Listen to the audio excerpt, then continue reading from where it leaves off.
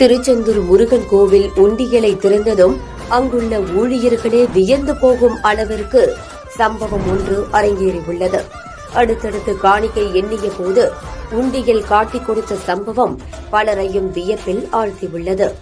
திருச்செந்தூர் முருகன் கோவிலுக்கு தினந்தோறும் பல்லாயிரக்கணக்கான பக்தர்கள் வந்து முருகனை தரிசித்து செல்கின்றனர்.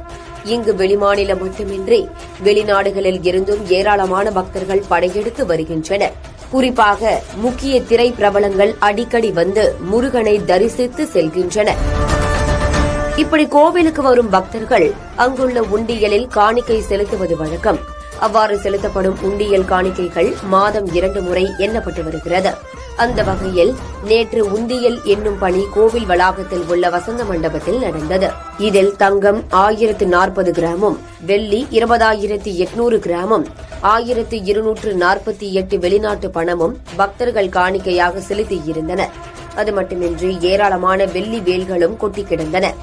உண்டியல் மூலம் 2 கோடிக்கும் அதிகமான அளவில் காணிக்கை கிடைத்துள்ளது.